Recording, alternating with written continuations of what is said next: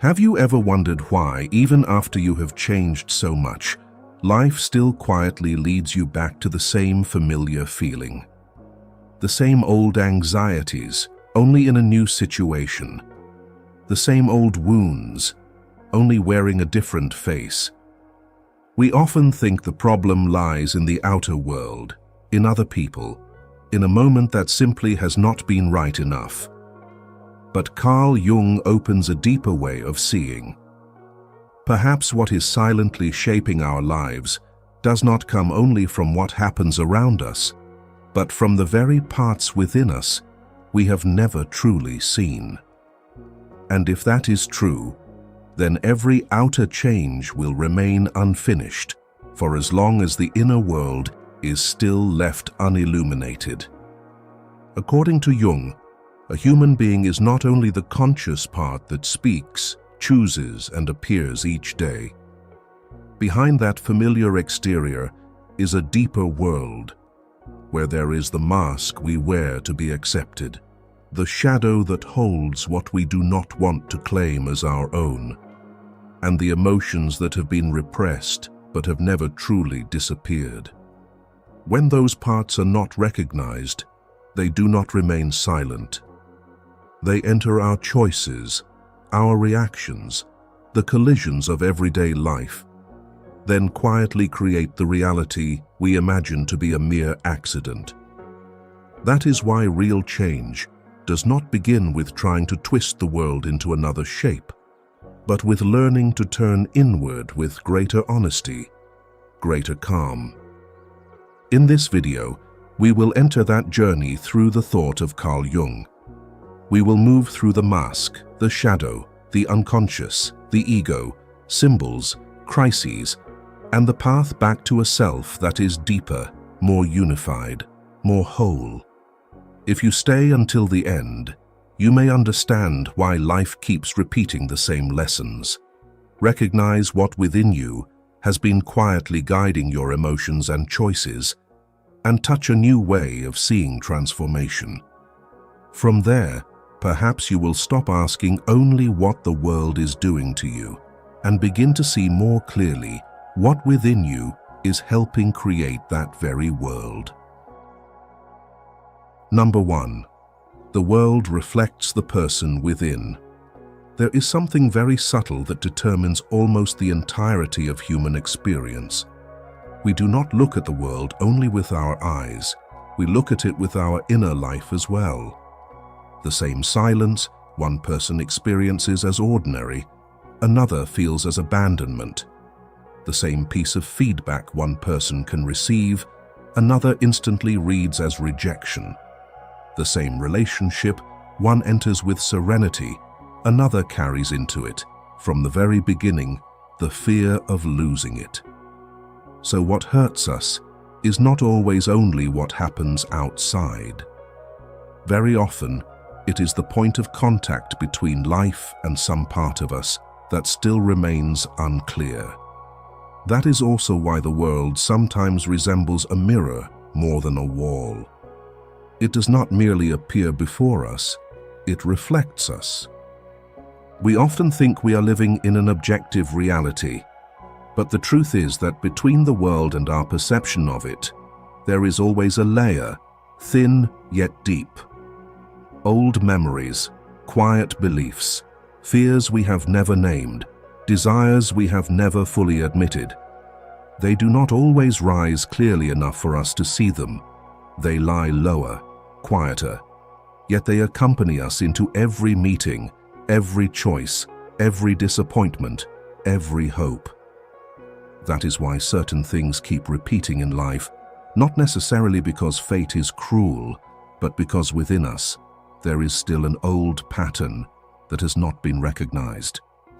We change people, places, jobs, ways of beginning, but if the deepest part of us still holds the same fear or the same old belief, life will very easily bring us back to the same familiar feeling.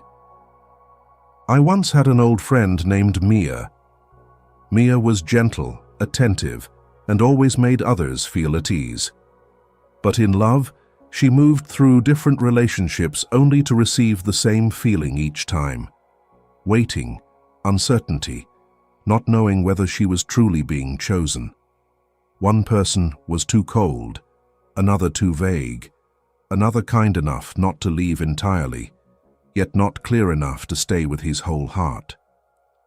Later, when I looked more closely, I realized that perhaps life was not only bringing Mia to those people, it was reflecting a very old belief inside her, that love was something one had to struggle to keep, that she needed to be softer, better, more patient in order to deserve being fully loved.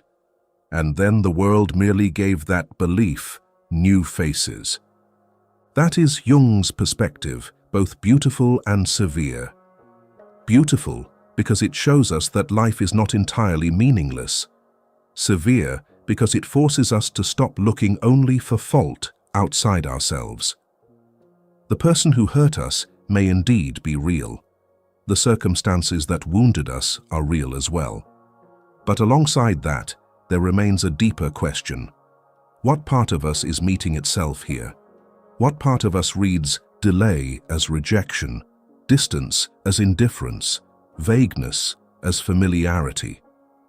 Until we ask questions like these, it is very easy to live with the feeling that we are merely being dragged along by life. But once we begin to ask, we enter another territory, the territory of consciousness, where we are no longer merely enduring life, but beginning to understand how we are participating in it. Jung had a very precise sentence for this. Everything that irritates us about others can lead us to an understanding of ourselves. It is not only what irritates us that reflects us. What draws us in, what hurts us, and what makes us repeat ourselves can also be a path back to who we are. We imagine we are only reacting to other people, but many times what is rising within us is an old part of ourselves that has just been touched. An old fear, an old deprivation, an old image of whether we are worthy of being loved, heard, or staying for. And if we do not see that, we will very easily call the entire experience the world, when in truth it has already passed through an inner life marked by old imprints. Imagine the soul as the surface of a deep lake. When the water trembles, the reflections upon it tremble too. The sky is still the sky, the trees are still the trees, but what we see is no longer intact. Life is the same. The world keeps passing through us, but the world we truly live with each day always passes through an inner water. If that water is full of anxiety, we will easily see danger everywhere. If it is full of deprivation, we will easily call half-hearted things precious. If it has become too accustomed to waiting, we may mistake ambiguity for depth. Not because we are weak, but because the inner world always participates in the way we feel the world, even when we are not conscious of it. And this is precisely where hope begins to open. If the outer world partly reflects the person within, then true change does not begin by trying to force everything outside to obey our wishes. It begins by becoming more honest with ourselves, to see what in us is still afraid, what is still lacking, what still believes it deserves only what is incomplete. Consciousness does not make pain disappear at once, but it keeps pain from remaining a blind labyrinth. Once we can name a pattern accurately, we begin to gain distance from it. Once we can see it, we are no longer completely ruled by it. And that is when a very quiet movement begins. We are no longer only reacting, we are able to choose. Many people think maturity means becoming stronger against the world.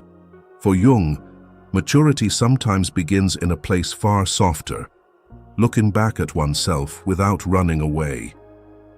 From there, we gradually realize that some things we thought were fate were only parts of the inner life that had never been illuminated.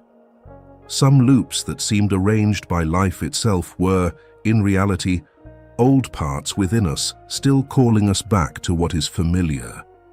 Once we see that, we no longer blame life blindly, nor do we blame ourselves cruelly. We simply begin to understand. And that understanding makes life much less heavy. There are repetitions in life that do not come only to exhaust us. They also carry a subtler meaning.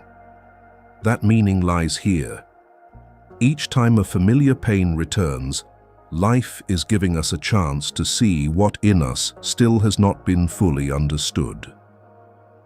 Behind an excessively strong reaction, a sorrow that lingers too long, or a clinging we cannot name, there is often more than the event taking place before our eyes.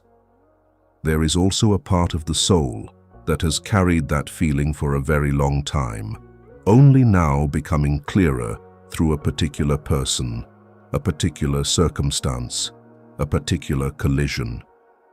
And when we look at life this way, we no longer see it as merely repeating itself in order to hurt us, but as quietly guiding us back to where everything truly began. So sometimes what is necessary is not to rush to fix what is outside, but to become still enough to notice which part of ourselves is meeting the world. Through an unhealed wound, an undissolved fear, or an old belief still silently leading the way. That recognition alone is already the beginning of a very deep change. Not loud, not dramatic, just slowly, the person within becomes clearer. And when that happens, what once kept repeating outside begins to lose its old power. Number 2, the mask that keeps you far from yourself. But if the outer world often reflects the person within, there is something even more subtle that must be seen. At times, we ourselves no longer stand near that inner person either. Not because we are deliberately false, but because over many years we have grown used to stepping into life with a face that is easier to accept, easier to love, easier to keep. And while we are busy adapting to the world, a very quiet distance also begins to form between the one who is living outwardly and the one who is still breathing inwardly. That mask usually does not arise from anything evil, but from deeply human needs. We learn to be better behaved so that we disappoint no one, stronger so that no one sees us as weak, calmer so that we may feel safe. Little by little, we remove what is too soft, hide what is too true, and keep the parts that are more easily welcomed. Over time, that adaptation becomes so natural that we call it our personality, our very self. But from that point on, a quiet exhaustion begins to appear. We may still live well, still fulfill every role correctly, yet we are no longer truly close to ourselves. In literature, J. Gatsby is a beautiful image of that tragedy. He did not merely construct wealth, style, or glittering parties. He constructed an entirely different person, a self dazzling enough to be seen in the way he longed to be seen. The further we go, the more we realize Gatsby is not only pursuing a dream, he is living inside an image that has gradually begun to consume him. What is most painful about him is not the glamour, but the fact that his whole life has been handed over to a version of himself that must appear perfectly radiant. And that is also what is happening, more quietly, yet no less deeply, in countless ordinary lives. People do not host extravagant parties like Gatsby, but they still build an entire life around an appearance. The successful one, the kind one, the one who troubles no one, the one who is always fine, the one who always reassures others. They no longer live according to the true rhythm of the soul. They live to keep that image from collapsing. Jung called this mode of presence the persona. He wrote, "The persona is a complicated system of relations between individual consciousness and society, fittingly enough, a kind of mask. This mask, according to Jung, is not mere deception. It is a psychological structure that helps a person enter shared life, hold roles, make impressions, and adapt to society. No one can pass through life completely naked. We need a way to appear, a form through which to communicate, work, and stand in a community without falling apart. But what Jung makes very clear is this: when we become completely identified with that mask, we gradually forget that it is only one part of us, not the whole of us. And when that happens, a person begins to trade living truth for social fit. This is where Jung's thought touches modern psychology with extraordinary depth. Never before have human beings had to constantly maintain their own image as much as now. We do not simply live, we must also appear in a certain way: professional, but not cold; confident, but not excessive; interesting, but not unsettling; successful, yet still approachable. Life itself begins to look like a long sequence of subtle adjustments designed to fit the gaze of others. And when that adjustment continues for too long, we begin to love only the parts of ourselves that are welcomed. We value ourselves when we are useful, composed, bright, and tidy. Meanwhile, the tired, confused, sensitive, jealous, awkward parts are slowly pushed back into the dark. The more beautiful the persona becomes, the lonelier the person within often is. Perhaps the saddest thing is not that others misunderstand us. Sadder still is that, at some point, we begin to misunderstand ourselves as well. We think we truly need no one, when perhaps we have only grown too used to not being met. We think we are always strong, when in truth we have simply never allowed ourselves to be weak. We think we are positive, when beneath that lies a grief that has not sat down in a very long time. The mask does not destroy the person all at once. It simply leads us to live farther and farther from our own soul, while outwardly everything still looks beautiful, correct, and fine. If we need an image to understand this more clearly, imagine a house whose facade has been cared for perfectly.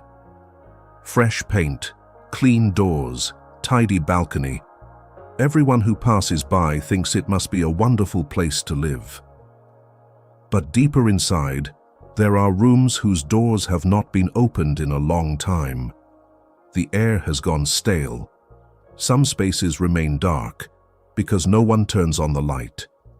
Some have begun to grow damp because the owner is afraid to look. Persona is like that facade. It is necessary. It helps us live in the world. But if we care only for the outside and forget the life within, then at some point, even we ourselves no longer feel that we are living in that house. We are merely standing outside, keeping it beautiful. That is why many people have everything others envy, yet still carry within them an emptiness that is hard to explain. Not because they are ungrateful, but because too much of their energy has been spent keeping an image alive in their place. The human soul does not only need recognition, it needs presence. It needs the right to be tired without shame, the right to feel lost without feeling like a failure, the right to be imperfect without fearing the loss of value. If a person is loved only in the parts that have already been edited and approved, it becomes very easy for them to forget what it feels like to be loved as a whole being. So what is necessary is not to throw away every role and declare that from now on, one will live authentically in some new extreme. That usually only creates another mask. Louder perhaps, but no deeper. What is needed more is the ability to distinguish. What is a social role, and what is my true voice? What part of me I choose to use in meeting the world, and what part should no longer continue to be sacrificed just to be accepted? That clarity does not come in a day. It comes through small recognitions, very small, yet true enough that we no longer mistake the mask for the face. What you need to do is simply give yourself a few quiet minutes each day to look back at the moments when you had to tense yourself into being the right version. Recall when today you said something only so that no one would be disappointed. When you smiled while inwardly exhausted. When you stayed silent, not because you were at peace, but because you were afraid of displeasing someone. And then, within that same day, keep another moment as well, however small, when you were yourself without performing. A time you dared to say, "I'm not really okay." A minute when you stopped trying to look strong. An emotion that was acknowledged instead of pushed away. If you do that consistently, the mask will gradually loosen. Not through rebellion, but through truth. A person does not grow distant from themselves in one day, so they cannot return in a single night either. But every return begins in a very gentle moment of honesty. Honest, there are roles we have worn for too long. Honest, that there are parts of us still standing outside the door. Honest, that's what we need, is not only to be seen, but to live as a more whole human being.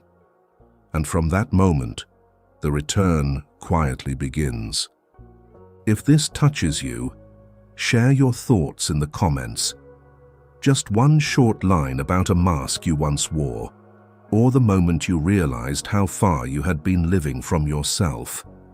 Sometimes, simply naming it correctly is already a beautiful step toward coming closer to who you are. Number 3. The shadow is always waiting to be seen. The moment the mask begins to crack is often also the moment something else quietly begins to appear. The part of ourselves we do not want to admit belongs to us. It is no longer only the face we show to the world, but the part we try to hide from other people's eyes, and sometimes from our own as well. Jung called this the shadow. It is not merely what is bad, nor only what is dark in a moral sense. The shadow is everything pushed outside the light of consciousness. The anger we think is ugly, the jealousy we find shameful, the weakness we feel should be denied, the hunger for power we do not dare acknowledge, the need to be loved that we keep pretending not to have. The more it is denied, the less it disappears. It only retreats deeper, waiting for another way to emerge. That is why many people live very seriously, very decently, very honorably, and yet there are moments when they suddenly react in ways even they cannot understand. A small remark touches pride, and anger erupts far beyond proportion. Someone else's success touches the most hidden place inside, and discomfort appears even while the mouth is still offering congratulations. A relationship passes through, and the urge to control, possess, or fear abandonment suddenly grows stronger than everything we usually believe about ourselves. We often think those reactions are because of the circumstances, or because I was tired today, or it was just a one-time lapse. But Jung sees more deeply. He believed that many times these are fragments of the shadow trying to step out, because what is not lived consciously will sooner or later be lived in distorted form. A follower of the channel once left a very honest comment. They wrote that they had always thought of themselves as a kind person, willing to yield, not competitive. But every time they saw a close friend achieve something they themselves longed for, a feeling would rise inside them, both sadness and irritation, followed immediately by guilt for not being good enough. What frightened them most, they said, was not the jealousy itself, but the fact that they had never before dared to call it by its true name. For many years, they had covered that feeling with prettier words: tiredness, pressure, a pang in the heart, insecurity. But the more they avoided it, the more it returned, quieter and sharper. Only when they became brave enough to admit, "Yes, I am jealous," did something very strange happen. The feeling lost some of its power. It was no longer a monster in the dark. It was just a human part, asking to be seen. That is precisely the subtle point in Jung's thought. The shadow is dangerous not simply because it is dark, but because we insist on believing we are only the light. The more we try to preserve an image of ourselves as always moral, always rational, always kind, always composed, the more easily we push down whatever does not fit that image. But what is pushed down does not vanish. It simply ceases to bear our name, then begins to appear in judgments that are too severe toward others, in recurring conflicts, in emotions that surprise even us. Jung wrote, "Everyone carries a shadow, and the less it is embodied in the individual's conscious life, the blacker and denser it is." According to Jung, what is not brought into consciousness will keep seeking another route outward, and for that very reason, any shadow that is not acknowledged will more easily govern our lives from the places we least expect. We often think the shadow contains only what is low or base, but many times the shadow also holds beautiful qualities we were once taught to deny. Some people learned early that anger is bad, so they grow up unable to set boundaries. Some were criticized whenever they shone, so they hid their gifts just to feel safe. Some were praised for being gentle, so all their fierceness is thrown into the dark. And so the shadow does not store only what we fear. It also stores the strength we have not yet dared to live. That is why facing the shadow is not about seeing ourselves as worse, but as fuller. In Jung, darkness is not simply the place of wrongdoing. It is also the storehouse of instinct, vitality, and truth that discipline, fear, or shame have pushed aside. Imagine the shadow as the basement of an old house. Everything we do not want displayed above is stored down there, while upstairs everything still appears bright and orderly. But if we keep that door locked shut, the smell of dampness will sooner or later creep upward into even the most beautiful rooms. The human soul is the same. The shadow does not damage life simply because it exists, but because we keep pretending it is not there. And then what is hidden will always try to rise, but not as truth, rather as a symptom. So from Jung's perspective, maturity is not becoming better by eliminating inconvenient parts.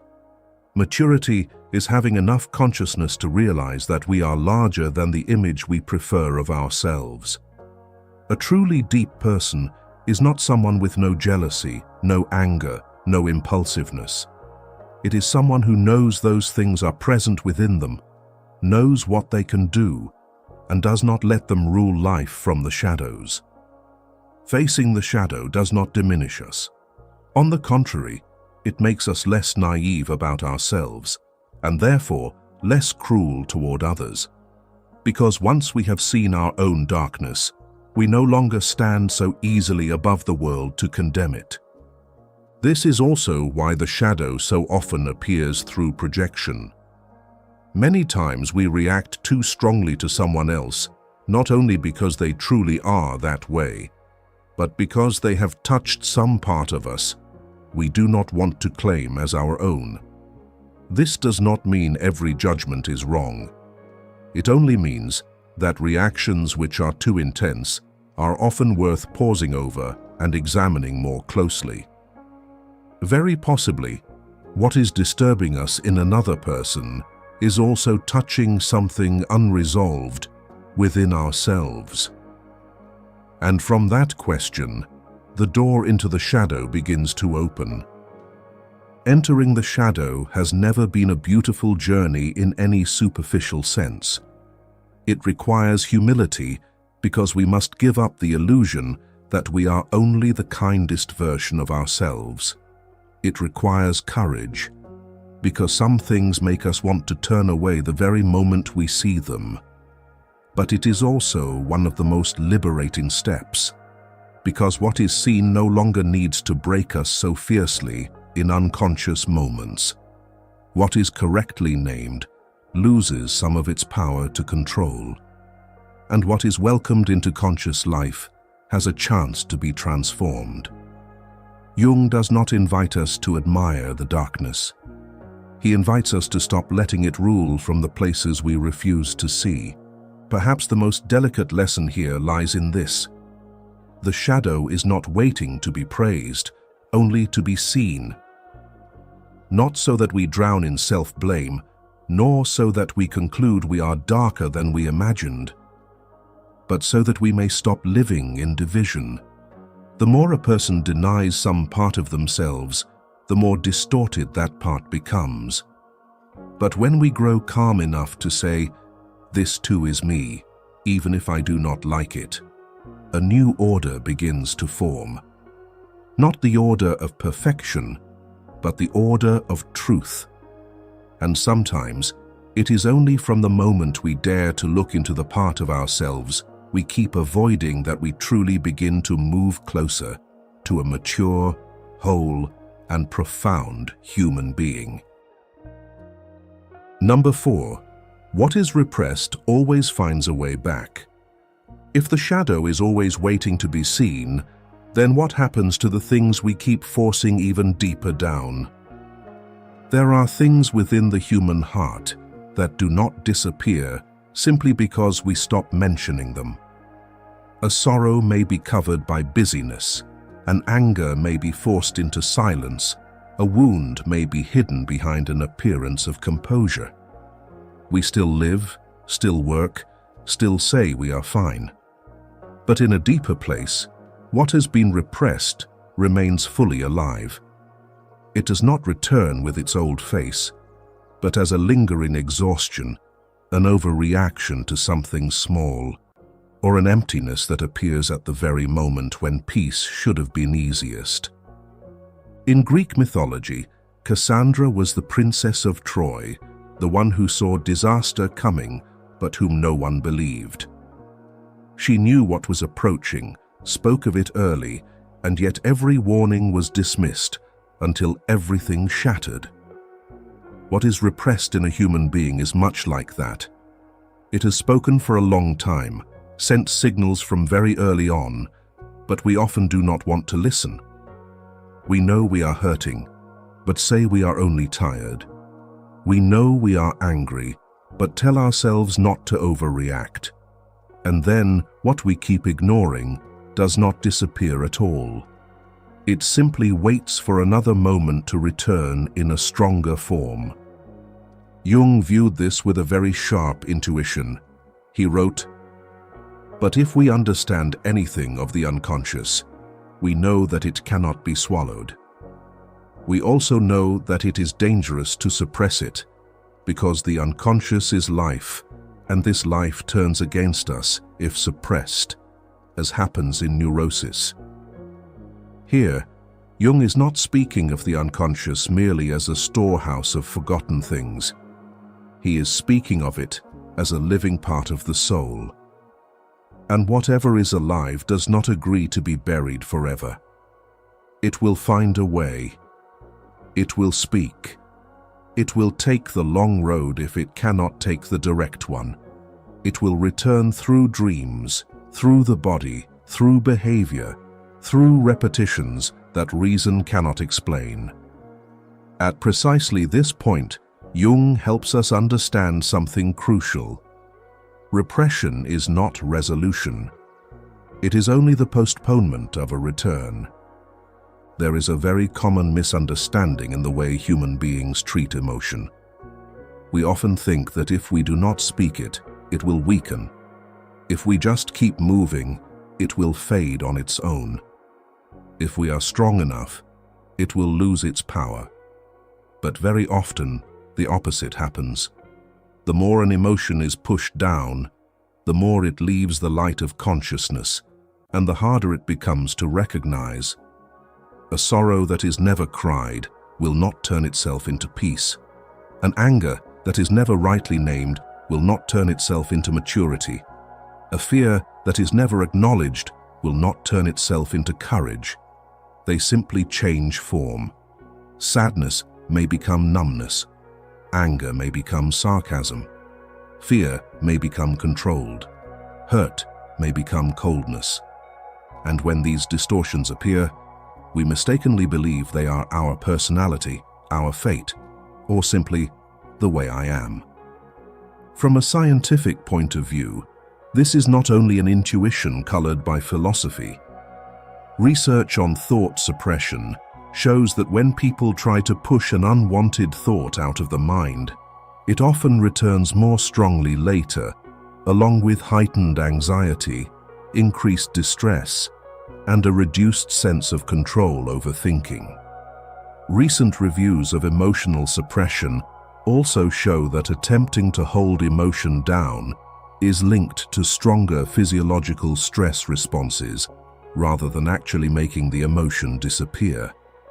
In other words, both Jung and modern science meet at the same point.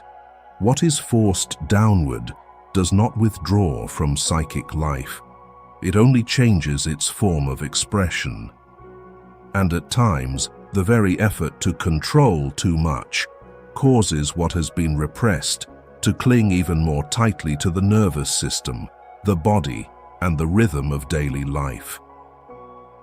Perhaps everyone has experienced this in one form or another. Someone tells themselves they are completely over a breakup, but all it takes is a late message, a promise not kept, and an old anxiety suddenly rises again in full force. Someone says they are no longer angry with their family, yet in every intimate relationship, they react as if abandonment were coming, as if they would not be heard, as if they would once again have to brace themselves and take care of everything alone. Someone else spends years saying, "I'm fine," until the body begins speaking for the soul. Insomnia, heaviness in the chest, headaches, exhaustion, the inability to feel that anything truly reaches them anymore. What is repressed does not return only through thought. It returns through heartbeat, breath, muscle, through a body that has had to hold far too much that words never dared to touch. If we need an image for this, think of a locked room into which we keep stuffing things and then shutting the door. At first, the room was still closed. From the outside, everything seems tidier. But as time goes on, more and more is forced inside, and the pressure within keeps building. Eventually, the door begins to warp, the hinges begin to creak, and the wall begins to crack. What damages the room is not the fact that there are things inside it, but that too much has been forced to stay in a space no longer capable of containing it. The human soul is the same. What is repressed is not dangerous merely because it is painful or dark. It is dangerous because we keep demanding silence from it while it is still alive. And everything alive will seek a way to breathe. That is why the heart of this is not never suppress anything, as though a person should pour out every emotion without discernment. What is needed is not reckless expression, but a conscious path for emotion. A sorrow that is acknowledged is less likely to return as exhaustion. An anger that is recognized is less likely to return as bitterness. A wound that is rightly named is less likely to travel from one person to another, repeating itself through them all. What is repressed will always seek a way back, but if we are willing to open a true passage for it, it no longer needs to return as a crisis. It can pass through as an emotion, a truth, a part of life that a human being is learning how to hold. And perhaps the quietest lesson here is this: what returns does not always come to destroy us. Many times it returns because there is still some part of us that has not been allowed to live in the right way. A sorrow that has not been fully sorrowed. An anger that has not been understood. A wound that has not been acknowledged. When we stop trying only to make everything look fine on the outside and begin listening to what keeps quietly returning, the inner life begins to change. Not loudly, not mystically, simply because we no longer force the soul to stay silent for the sake of a tidy surface. And sometimes from that very moment, what once returned as fate begins to gain the chance to pass through as truth. If this part touches you, leave in the comments one thing within you that has been silent for a very long time, yet still keeps finding a way back into your life. It may be a sorrow you thought had passed, an anger that has never been called by its true name, or a wound you always try to hurry past whenever you touch it. You do not need to say much. One honest sentence is enough. Sometimes, the very moment we dare to put it into words is the moment it no longer has to return through exhausting cycles and begins instead to be heard as a real part of who we are. Number 5. The unconscious quietly writes your life. When what has been repressed keeps finding its way back, we begin to realize that perhaps what silently guides our life is not only what we know, but also what we have never truly become conscious of. Many people move through life feeling that they live entirely by reason. We often think we love because someone is suitable, withdraw because the timing is wrong, or feel afraid because the world out there truly is too unstable. But if we look long enough, we begin to notice strange repetitions in our lives. Again, we are drawn to the kind of person who once hurt us. Again, we leave something beautiful just before it has a chance to take shape. Again, we make ourselves smaller in the very place where we should have been growing. And the strange thing is that each time, it all seems perfectly reasonable. The unconscious does not lead us by shouting. It leads us to familiarity. That is why the unconscious is not some distant concept. It is in the way we read a glance, in the sensitivity we have towards silence, in the kind of safety we keep returning to, even when it is the very thing that hurts us. It is like an undercurrent beneath the water's surface, tilting the boat even when we believe we are rowing with certainty.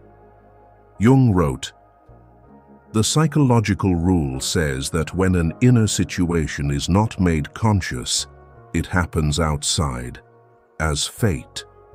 And many times, what we call fate is only an inner part that has never been brought into the light."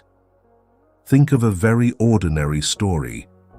It belongs to no one alone, yet it is so familiar that many people will find their own shadow inside it. There is a person who grew up in a home where love always comes with conditions.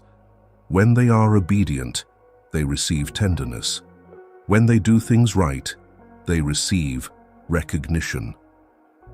As an adult, this person enters love looking very understanding on the outside, yet keeps being drawn toward people who make them strive harder in order to be chosen. On the surface, the story is about romance.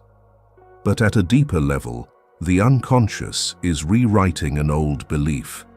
To be loved, I must first prove myself worthy. This person is not deliberately choosing pain. They are simply living according to the background music that has played for so long, it now feels like the voice of the heart. This is exactly where Jung's thought becomes both beautiful and severe. Beautiful, because it shows us that life is not as chaotic as we think. There is a hidden order moving beneath what we call randomness. Severe, because it forces us to stop assuming that we are always the completely transparent masters of our own decisions. So many times, we are merely rationalizing a movement that began from below. We call it our type, intuition, instinct, just the way I am. But behind those natural-sounding words, there may stand an entire unconscious history. A history of wounds, deprivation, longing, and ways of living that once helped us survive. The unconscious does not need to command. It only needs to make one choice look more familiar, more correct, safer than the others. Think of the unconscious as the composer of a film's background score. The character on the screen still walks, laughs, loves, rages, and makes decisions through very visible actions. But it is the music that quietly determines how the scene is felt. A room may be completely silent, but change the score, and it immediately becomes warm, threatening, sorrowful, or full of hope. The unconscious is the same. It does not always decide what event will come to us, but it profoundly shapes how we feel that event, how we interpret it, and in the end, how we answer life. Two people may pass through the same circumstance, but because their unconscious is different, the world they truly live through is different as well. For that reason, the unconscious does not write only the great choices. It also slips into the smallest details. The moment we stay silent instead of speaking, the moment we smile when inside we are already drained, the moment we step back, just when we are beginning to be truly seen. It does not always pull us toward greater pain. Often, it simply keeps us with what is more familiar. And to an unhealed soul, what is familiar often exerts a stronger pull than happiness itself. Here, Jung's perspective becomes very practical. For if the unconscious can quietly write our life, then understanding the unconscious is no longer a philosophical luxury. It becomes an act essential to self-understanding. Whatever we do not become conscious of will keep operating like a hidden script. We think we are choosing from the present, but in truth, the past is choosing through our hands. We think we are only reacting to the person before us, but many times we are responding to old faces imprinted in our emotional nervous system long ago. And so, life is not written only by what happens to us, but also by what within us has been prepared to see, accept, or repeat. There is something deeply worth pondering.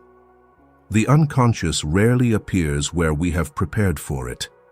It reveals itself in the moments that catch us off guard, a discomfort out of proportion to what happened. An old fear rising inside a completely new scene. A strange hesitation before something we say we want. A powerful attraction toward the kind of person reason already knows is not good for us. These moments often confuse us, even shame us. But it is precisely there that the unconscious is letting us glimpse its handwriting. It does not say, "This is your wound," or "This is your old belief." It simply creates a pull, a sway, a repetition.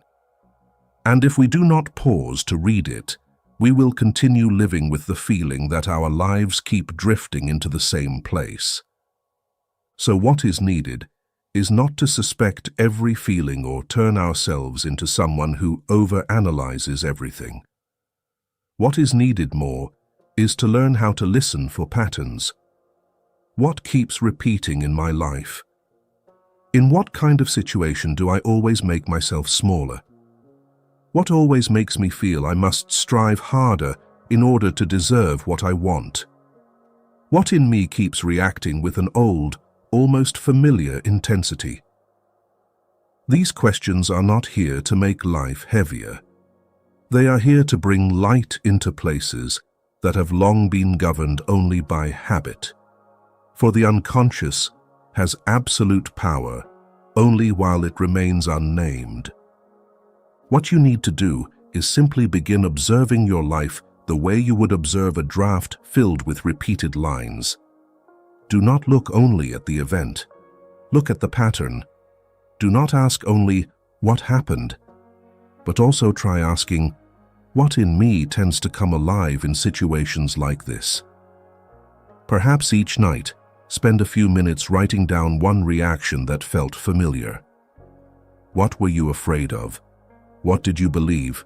What were you waiting for in that moment? No judgment. No need to fix it right away. Just look. Because many times, the moment life begins to change direction is not when we become stronger, but when we are finally able to read the handwriting that has been quietly writing us from within. And then there will come a moment when we understand that what hurts us is not only what comes from the world. Many times, it is also the way the unconscious keeps leading us into the world with the same old map. Yet it is precisely here that a very beautiful possibility opens. When that map gradually becomes conscious, the road also begins to change. Not because we force life to become different, but because we no longer keep walking through it with the same unilluminated part of ourselves. Once the unconscious is no longer the hidden writer, life finally has a chance to be written again with greater freedom. Number 6. The ego is not the ultimate center. At the moment we begin to realize that our lives are not guided only by what can be seen, another truth also slowly comes into view. The ego is not the ultimate center of the human being. We often live as though the I that thinks, chooses, and reacts each day is our entire self. We believe that what we see is the whole picture. What we want is the deepest truth, and what we fear is the most trustworthy thing within us. But Jung places a very clear limit here. He does not deny the role of the ego. On the contrary, he sees it as the center of consciousness, the necessary point of reference by which a person orients themselves in life. Yet he also says very clearly that this I is not the whole person. In Ion, Jung writes, "The ego is part of the personality, but not the whole of it." Elsewhere, he further emphasizes that the ego knows only its own contents, not the full extent of the unconscious and all that lies beyond the illuminated field of awareness. A story in the Bible evokes this beautifully, the story of Jonah. Jonah is called to go to Nineveh, yet he runs in the opposite direction. He does not want to move towards something greater than himself. He does not want to receive a command that unsettles his logic, his prejudice, and his own personal will. So he boards a ship, flees, encounters a storm, is cast into the sea, and remains in the belly of a great fish for 3 days and 3 nights before returning to the path he had tried to refuse. According to the biblical text, Jonah truly fled from his calling, and then the storm and the great fish became the turning point that forced him to face what he had been avoiding. If we read that story through Jung's eyes, Jonah is not only a religious figure disobeying a command, he is also an image of the human being when the ego wants to decide for itself which path is most reasonable, safest, and most emotionally acceptable. But there are times in life when what is calling us does not come from the ego. It comes from a deeper, wider center, one that asks us to step beyond the familiar image we hold of ourselves. The ego does not like that. It prefers what is certain, what is easy to control, what lets it feel that it is still in charge. And so it often names that deeper call as trouble, instability, or bad timing. It resists not because it is evil, but because it is not the ultimate center. So it fears whatever lies beyond its scope. This is also where Jung distinguishes between the ego and the self. For him, the ego is the center of consciousness, while the self is the wider center of the entire psyche, including both consciousness and the unconscious. When a person lives only from the ego, they tend to narrow their life down to what they already know about themselves. They choose only what fits their current self-image. They believe only what does not disturb their familiar sense of identity. They listen only to what makes them feel strong, right, and justified. But real maturity, according to Jung, is not making the ego so powerful that it dominates everything. It is restoring the ego to its rightful place, important, but not supreme, necessary, but not the whole. This is a very deep point in this theme. Think like this, and the world will bend for you, if understood through Jung, does not mean using the ego to command the world. It does not mean that if one becomes stronger, more controlling, more self-assertive, life will automatically open the way. For Jung, the world begins to change when a person stops identifying completely with their narrow little self. When the ego stops believing it is the king of the whole soul, another order begins to reveal itself. We react less. We defend ourselves less. We need things to match the image we have built far less. And from there, life no longer keeps crashing into the cramped limits of the ego. Many people still mistake ego for strength, but very often, a strong ego is only a frightened ego wearing heavier armor. It needs to be right, so it does not feel insecure. It needs recognition, so it does not feel small. It needs control, so it does not have to face the unknown. It needs to preserve its image, so it does not have to touch the more fragile parts within. That is why some people appear so certain, yet one dissenting word is enough to shake them. Some must win every conversation, not because they are truly strong, but because they cannot bear the feeling of not being the center. Some cannot accept life's uncertainty, so they turn every relationship into a place of control, every choice into a place to prove themselves, and every wound into evidence that the world is against them. Imagine the ego as the one steering a boat on the nighttime sea. The helmsman is important. He holds the wheel, watches the water, and decides the immediate direction. But it would be dangerous if the helmsman believed he himself was also the ocean, the sky, the currents, the entire map of the journey. The ego is the same. It is needed for orientation.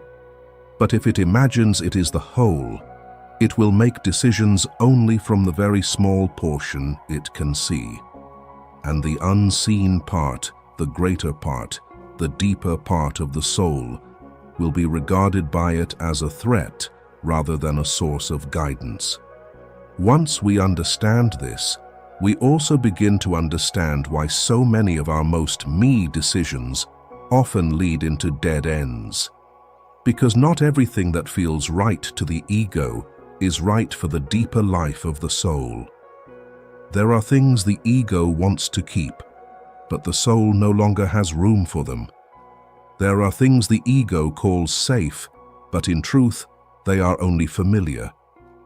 There are things the ego sees as failure, but they are in fact the very road that forces us to grow. And there are times when the healthiest thing we can do is not to force life to obey our will, but to become humble enough to ask, in this situation, what part of me is speaking? Is it only the ego defending itself? Or is there a deeper truth trying to guide the way? This difference changes the entire way we live. When the ego is the absolute center, we live in defense. We need others to validate us. We need life to go our way. We need whatever happens to prove that we were not wrong. But when the ego gradually returns to its proper place, we begin to listen rather than merely impose. We begin to distinguish between what we want and what truly accords with our deeper nature. We begin to understand that when life does not indulge the ego, it is not always because life is against us, but because it may be saving us from things too small for the person we are capable of becoming. And perhaps the most practical meaning of this section lies there. The ego is not the enemy, but neither is it the final king. It must be used, not worshipped. When the I no longer has to hold all the power in the soul, we become far less exhausted, less compelled to prove, less compelled to control, less compelled to keep our image forever intact. We begin to live not from the need to be the center, but from the capacity to stand in the right place within a life larger than ourselves. And sometimes it is precisely from the moment the ego knows how to step back that a person truly moves closer to what is deepest, truest, and most enduring within themselves. Number 7. Symbol is the language of the soul. And when the ego no longer sees itself as the ultimate center, another door also begins to open. We gradually realize that a human being is not guided only by thoughts, arguments, or conscious decisions. There is a deeper layer in the soul that is always speaking, only it rarely speaks in ordinary language. It does not argue. It does not explain at length. It sends us images, dreams, symbols that return very quietly, yet remain with us for a very long time. And often, precisely where reason no longer has enough words, the soul begins to speak in its own way. There are things within us that cannot be fully expressed in a few clear sentences. We may say we are sad, but there are sorrows deeper than the word sad. We may say we are lost, but there are times when the inner world is not merely lost, but feels as though we are standing before a door and do not know where it opens. It is in such regions that the symbol appears. A river, a house, a key, a dark forest, a child, a fire. Jung writes, "Thus, a word or an image is symbolic when it implies something more than its obvious and immediate meaning. In other words, a symbol always carries more than what the eye can see and more than what reason can immediately grasp. That is why the symbol is not something distant or belonging only to myth. It lives very close to ordinary life. It appears in a dream that has repeated for years, in an image that inexplicably haunts us, in a strong feeling toward an old house, a bridge, a closed door, or a long receding road. We often think these are only vague associations. But for Jung, symbols are a natural language of the soul, especially when what lies within is too deep, too ambiguous, or too alive to be expressed through simple concepts. Man and His Symbols was written by Jung as an explanation for general readers of precisely that relationship between the human being and symbol in this spirit.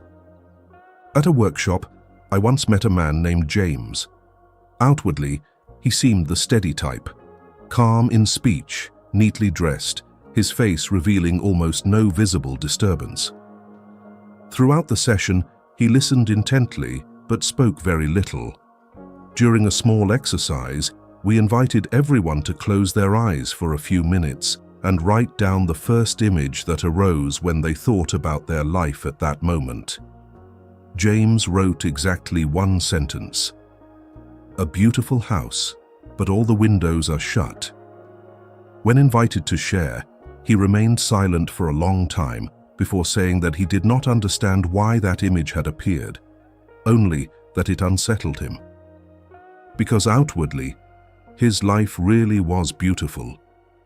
A good job, a stable family, no major crisis. But the longer he looked at what he had written, the more he felt that it was true in a way he could not avoid. Later, he added that he had spent many years living in a state where everything was fine, yet he no longer felt that anything truly touched him anymore. What first opened that truth was not a long analysis, but a symbol. This is where Jung becomes so profound. He distinguishes very clearly between a sign and a symbol. A sign points to a known meaning. A symbol always opens into a deeper dimension where consciousness cannot yet fully speak. That is why a symbol does not come to be solved like a problem with a single answer. It comes to be lived with, listened to, and allowed to touch the deeper regions of the soul. Water in a dream may be the fear of being overwhelmed, but it may also be emotion needing to flow, or a depth we have not dared descend into for a very long time. A house may be a memory, the self, the inner life, a place of refuge, or a place whose doors no one has opened in years. Precisely because a symbol does not have one fixed meaning, it is able to live alongside the soul. If we need a comparison to understand this more easily, think of a symbol as moonlight falling across the surface of a lake. We cannot hold it in our hands, nor can we imprison it inside a single definition. Yet, it is undeniably there. It stirs the water, reveals the depth, lets us see what daylight does not clearly show. Symbols are like that. It does not go straight into the mind like an announcement. It circles through image, feeling, association, then touches the place within us that is deeper than the part trying to analyze. And often, precisely because it is not immediately clear, it slows us down, makes us more attentive, more truthful with ourselves. This is also why many people, the more they live only by reason, the more they feel inwardly dried out. Not because reason is at fault. Reason is essential.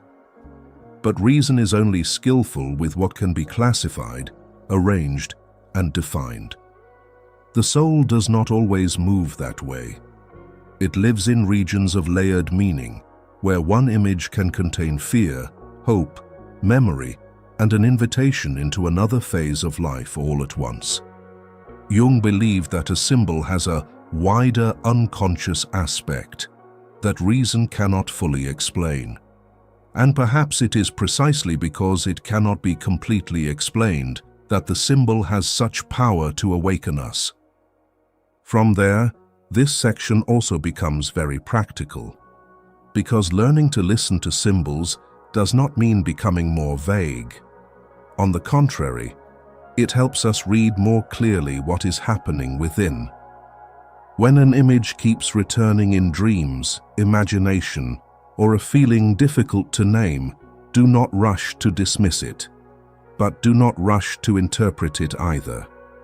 Hold it for a while, write it down, look at it the way you would look at a letter not yet fully opened.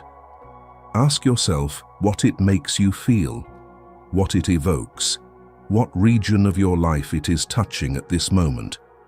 Sometimes that alone is enough for something very deep to begin unfolding. And this is also how this section connects with the spirit of the entire journey. Think like this in the Jungian spirit does not mean using willpower to force life to obey. It means learning to live from an inner life that knows how to listen to its own deeper layers. And those deeper layers rarely speak in commands. They speak in symbols. A person who ignores that language will easily live only on the surface. But someone quiet enough to listen will gradually enter a life that is deeper, truer, and less divided from their own soul. Thank you for walking nearly halfway through this journey. And before we go further, pause for a second and listen honestly. What image has quietly stayed with you for a long time, yet you still do not truly understand what it is trying to say? If you wish, tell us in the comments what symbol, dream, or image has lingered with you the longest. Sometimes, the very moment we put it into words is also the moment the soul begins to speak more clearly. Number 8. Crisis is the doorway to awakening. Yet when the soul has begun to speak through symbols, the journey does not always become lighter. There are phases when the deeper one goes within, the more one feels as though standing in a trembling landscape. The things that once supported us suddenly stop working. The old answers no longer carry enough power to reassure. A familiar way of living gradually becomes too narrow, yet the new form has not yet clearly emerged. And it is precisely in that in-between region that the crisis appears. Not loudly, the way the world often imagines it, but like a quiet breaking apart of everything that has for too long ceased to be true to the soul. Crisis frightens people because it takes away the sense of control. It makes what was once familiar become fragile. It leaves us unable to stand firmly inside our old definitions of self. But in Jung's depth psychology, crisis is not always merely a sign of collapse. Many times, it is the moment when an old inner structure is no longer sufficient to contain what is trying to be born. It is the point at which we can no longer go on living as before, even though we still do not know how to live otherwise. And for that reason, a crisis is both painful and awakening. It forces us to look at what, while life was still smooth, we could have kept walking past. A haunting image of this appears in the American novel The Bell Jar by Sylvia Plath. Esther Greenwood seems to be standing before many promising opportunities. Everything outwardly appears to be going in the right direction, yet inwardly she is slowly slipping into a darkness she cannot name. What makes that story strike so deeply is not only Esther's suffering, but the very familiar feeling of a human being trapped between outward image and inward truth. Everything around her may still look full of promise, yet something within her can no longer endure the old way of living. The crisis here is not merely a psychological fall. It is the moment when the definitions that once helped her survive are no longer enough to let her live truthfully. And that is also what happens to many people in real life. They do not necessarily collapse in the middle of some dramatic catastrophe. They simply begin to feel that they can no longer breathe inside the very form of life that was once called fine. Jung never treated suffering as noble in itself, but he saw a very deep truth. Human beings rarely arrive at consciousness through comfort. He wrote, "Seldom or perhaps never does a marriage develop into an individual relationship smoothly and without crises. There is no coming to consciousness without pain." What he touches here is not only a crisis in a relationship, but a broader law of the inner life. Sometimes, only when the old begins to crack, does a person become truly compelled to look again at themselves. Pain is not the destination, but it is often the signal that something within us has reached the point where it can no longer continue living in the old way. Perhaps this is where the crisis is so often misunderstood. People see chaos on the surface and think the whole event is only a dark passage to be crossed as quickly as possible. But many times, a crisis is not simply a dark passage. It is like the moment when a house must be repaired from its foundations. When one merely repaints the walls, everything remains tidy and attractive. But when the foundation has cracked, the whole house must be broken open. Dust will fly. Belongings will be displaced. The things that once covered the decay inside will be stripped away. If seen only from the outside, it looks like damage. But seen more deeply, it may be the only moment in which the house can still be saved from collapse. The human soul is the same. There are periods in life when what is happening is not total ruin, but a painful repair of the foundation. From Jung's point of view, the ego fears this stage deeply because the ego loves continuity. It wants to preserve the familiar image of the self intact. It wants everything to remain as before, because the familiar always feels safe. But the self, the deeper center of the whole psyche in Jung's thought, does not always obey the ego.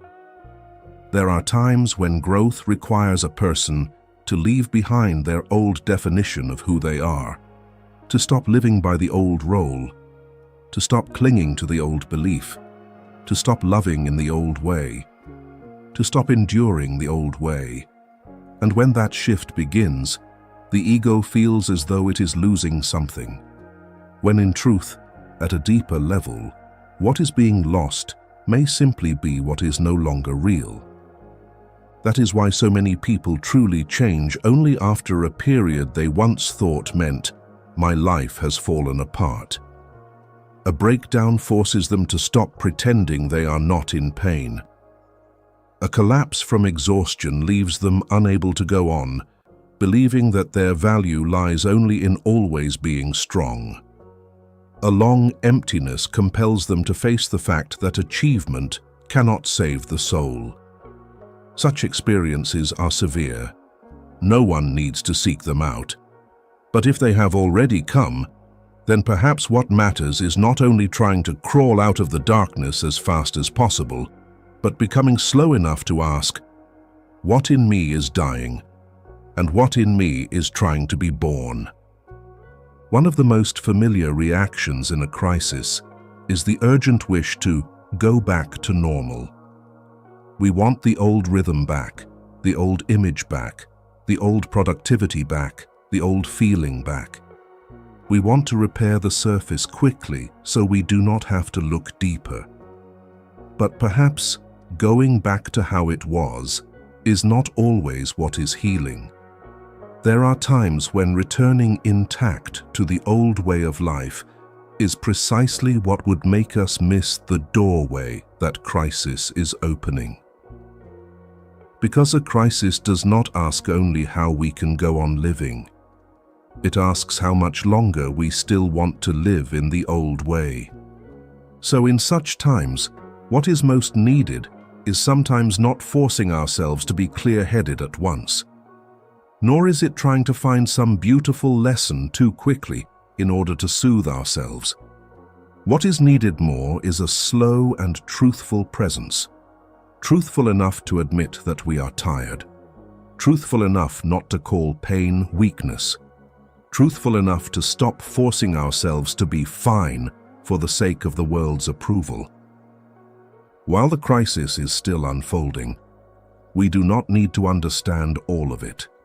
We only need not betray the reality of our experience by covering it over with words that come too quickly. If you want to move through this stage with more consciousness, you can begin with something very small. Give yourself a short space of quiet, and write down 3 things. What in your life truly cannot continue as it has been? What in you has been tired for a very long time? And what you are still trying to hold on to only because you are afraid of losing the familiar image of yourself. You do not need to write beautifully. You do not need to write correctly. You only need to write truthfully. Sometimes, it is precisely from those trembling lines that a new direction begins to appear. And then perhaps, after all of this, we will understand the crisis in another way. Not as punishment, and not merely as a black period to forget, but as a difficult threshold through which a person is forced to leave behind part of an old life in order to come closer to what is truer within them. It does not promise comfort. It does not promise immediate clarity. But if it is passed through with enough honesty, it can become the moment we stop living by form and begin living by depth. Number 9. Face the darkness to reclaim your power. The truth is, after we have seen our own darkness, the hardest part is still not recognizing that it exists, but daring to return and face it long enough that it no longer controls us. Many people can accept that within them there is anger, jealousy, weakness, fear, a hunger for power, or a need to be loved so deeply it becomes dependence. But knowing that is one thing, staying with it is another. Because facing darkness is not only seeing the part of ourselves we dislike. It is accepted that the very place we once wanted to turn away from is holding a part of our power that has been locked away for a very long time. In one Jungian-oriented therapy session, I once met a woman in her 30s named Julia. My first impression of her was a nearly flawless composure. She spoke clearly, her gaze was steady, and the way she sat so upright, as if she did not want to reveal even the smallest opening. Julia said that all her life she had been the one who could carry it, the one who never troubled anyone, the one who was very rational, very strong. But what brought her to therapy was not some dramatic event. It was a feeling of inward depletion. She found herself growing more irritable over small things, more impatient with loved ones, and especially disturbed by anyone she considered weak, self-pitying, or too needy for attention. She spoke of such people with a faint contempt, as though they were exactly the kind of person she never wanted to become. But the deeper she went, the more Julia realized that what she hated in others was not only weakness, but the weakness within herself that had been hidden away very early. She had grown up with the belief that to be loved, she had to be strong, self-sufficient, and never become a burden to anyone. So she became a person who was always very fine, but the price of that fineness was that a deeply human part of her had been left behind. And then every softness she would not permit in herself began returning in the form of judgment toward others. What she called hatred was in truth a part of the soul being refused. This too is a very deep point in Jung. The shadow does not store only what we judge as bad. It also keeps the living energy that has been pushed out of consciousness. A person who always tries to appear kind may have buried anger, and with it the ability to set boundaries.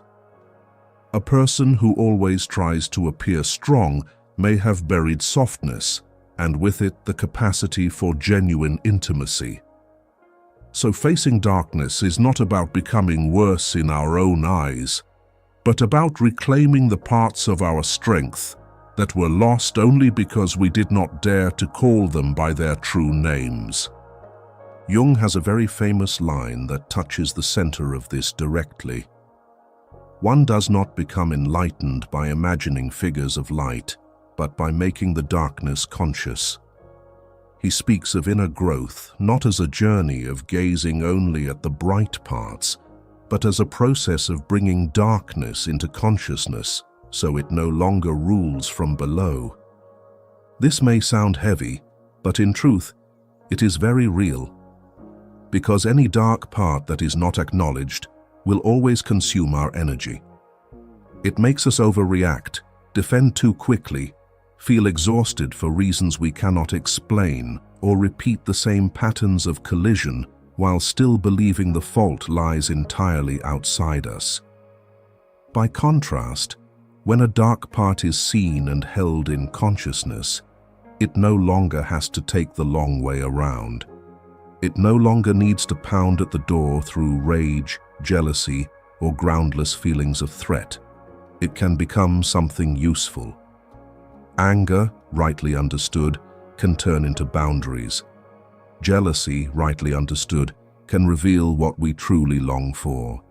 Fear, rightly understood, can show us where within we still need protection. Darkness does not disappear. It changes roles. From the destroyer, it becomes the deepest source of information about the soul. Imagine a village with a beast locked in the cellar for many years. The longer it is imprisoned, the more ferocious it becomes in everyone's imagination. The slightest sound terrifies them. Every darkness is attributed to it, but no one has enough courage to open the door and see what it truly is. Then one day, when someone descends with a lamp in hand, they discover that what was thought to be a monster is both frightening and pitiable. It has grown thin from being starved, violent from being caged too long, and much of its strength has turned into panic because no one ever learned how to live with it. The darkness in a human being is the same. It becomes far more terrifying when it exists only in the imagination of denial. Once brought into the light of consciousness, it begins to lose its appearance of omnipotence. There is something very striking in psychological life. Wherever we react most violently, there is often some locked energy being held. A person who intensely hates weakness may be exhausted because they have never allowed themselves softness. A person who intensely hates being controlled may carry a profound desire to control that they do not want to admit. A person who constantly despises dependence may be starving for love in ways they dare not face. Facing darkness does not mean agreeing with every impulse. It means refusing to let those impulses continue as a nameless force. For what is nameless always has greater power than what has been rightly named. From a Jungian perspective, reclaiming power does not happen by eliminating darkness, but by establishing a relationship with it. Which means that instead of asking only, "How do I stop being angry, jealous, afraid, weak?" a person begins to ask, "What part of me is living through this emotion? What is it trying to protect? How long ago was it abandoned? What kind of energy is it holding that I need to learn to bring into consciousness?" Those questions completely change our position before darkness. We no longer stand at the cellar door throwing stones downward. We begin to descend with a lamp. That may be what many people do not yet realize. We do not lose power when we face darkness. We lose power when we spend too much energy trying to escape it. By running from our anger, we lose the ability to say no. By running from our need to be loved, we lose the ability to be truly close. By running from jealousy, we lose the clue to what our heart genuinely wants. By running from fear, we lose the chance to protect what is fragile in us with maturity. Darkness not only takes peace away, it also holds back the capacities we need in order to become a more whole human being. So reclaiming power does not begin by trying to appear brighter. It begins by no longer starving the parts of ourselves we do not like. When a person grows calm enough to say, "Yes, there is anger in me. Yes, there is jealousy in me. Yes, I too want to be loved. Yes, I too am afraid," they do not become smaller. They begin to become more real. And in Jung's depth psychology, only truth can release the energy locked inside darkness. Perhaps what we avoid most is not only the thing that makes us weaker, but also the place that stores a form of strength we have not yet learned how to use correctly. When we dare to return and look into darkness instead of merely defending ourselves against it, we no longer have to live in a quiet inner civil war. We become less judgmental, less prone to overreaction, and most importantly, less divided from ourselves. And when a person is no longer being torn apart by the parts they have denied, they begin to gain the ability to do what once seemed impossible, to integrate the opposites within and live with greater depth. That, too, is where the next stage of the journey begins. Number 10. Integrating the opposing sides within you. With Julia, everything only truly began when she no longer saw this journey as a war between the good part and the bad part within herself. After seeing the weakness she had once despised, the anger she had once feared, and the longing to be loved that for so long she had felt ashamed of, she crossed into another threshold, deeper still, learning not to keep splitting herself in two. Because sometimes what causes human beings pain is not only the denied darkness, but the fact that they keep thinking they must choose one half of themselves in order to be at peace. Julia had lived as though she had only two choices, either strong or fragile, either in control or shattered, either the understanding one or the one with too many needs. That way of living made her look steady, but inwardly she was always tense. Because any person forced to live with only half of themselves will eventually grow exhausted.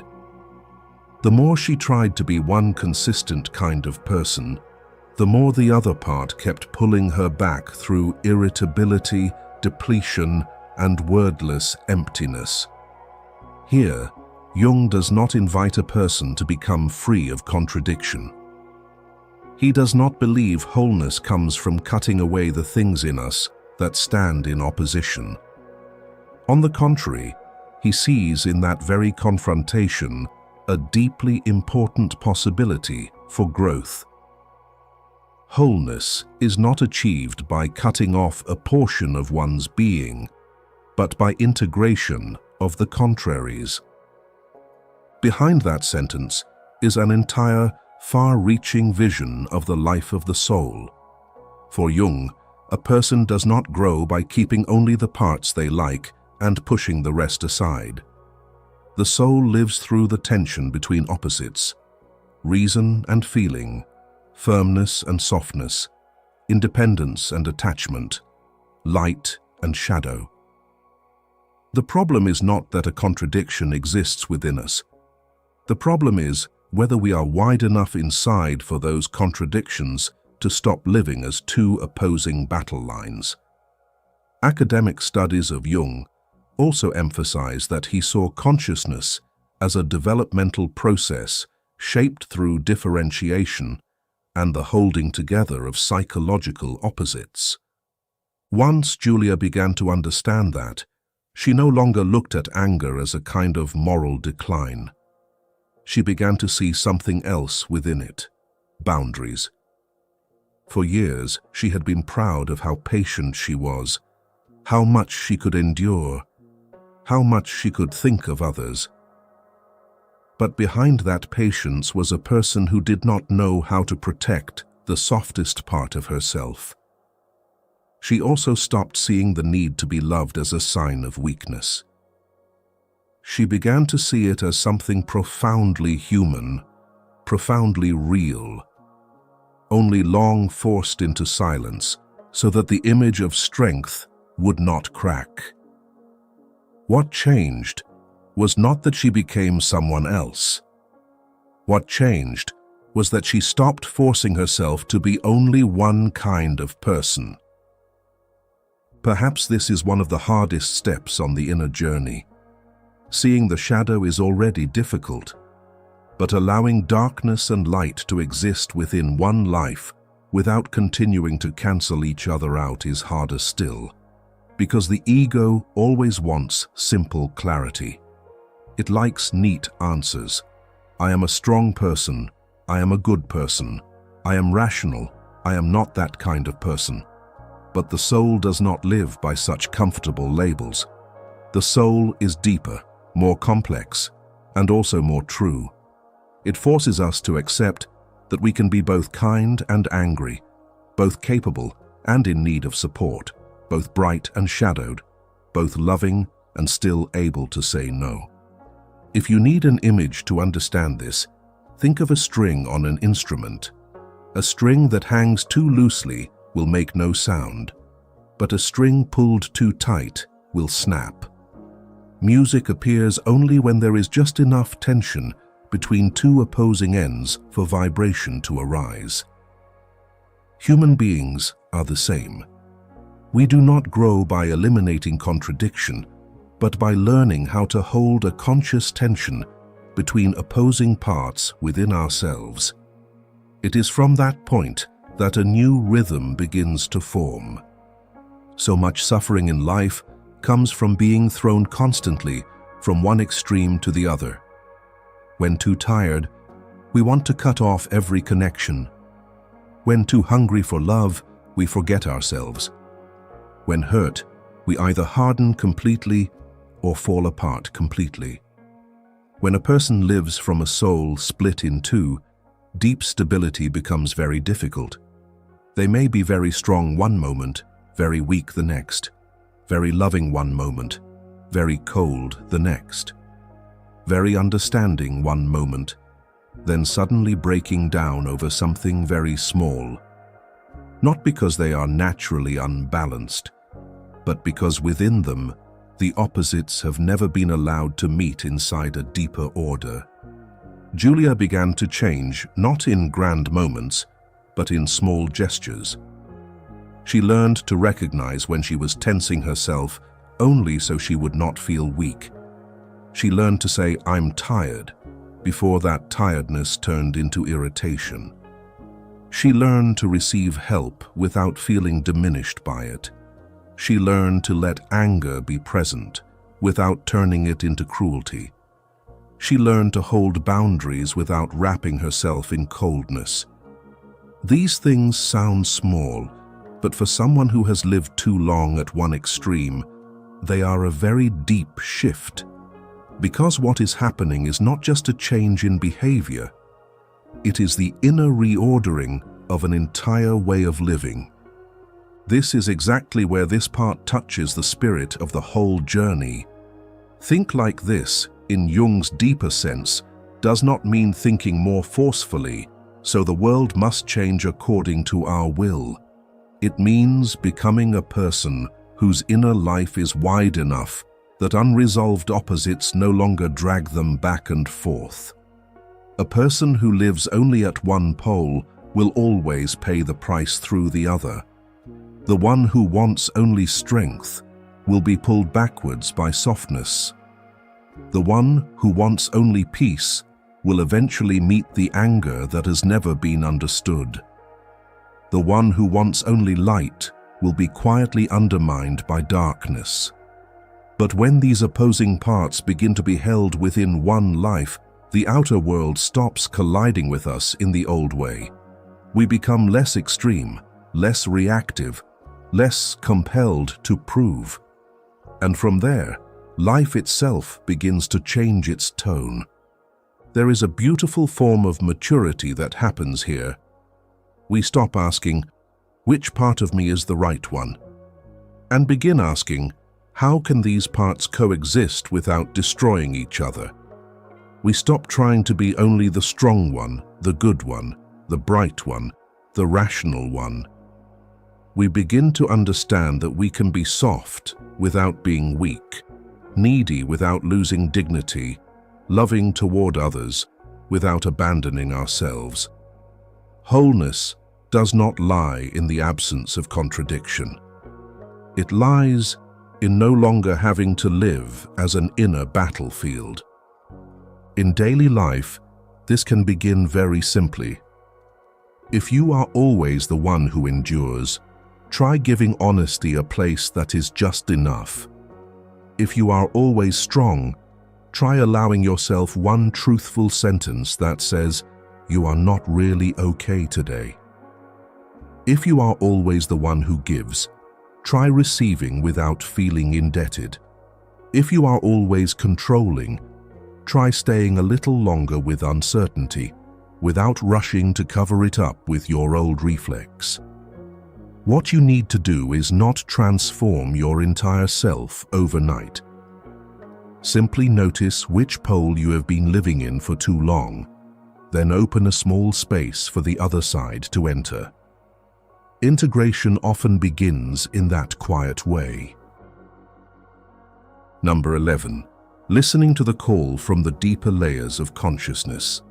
And when a person is no longer trying only to keep themselves inside one familiar shape, they begin to hear something else, much deeper, not the noise of the world, but a very quiet call from within. We can still live our role perfectly and yet feel that some part of us is growing increasingly unfamiliar. We still go to work, fulfill responsibilities, say reasonable things, and maintain a rhythm of life that anyone looking from the outside would call fine.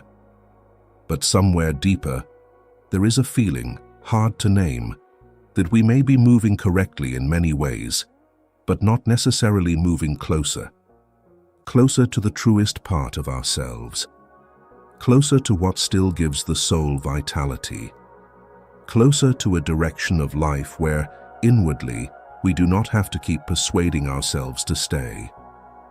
And the call from the deeper layers of consciousness often begins in that very slight misalignment.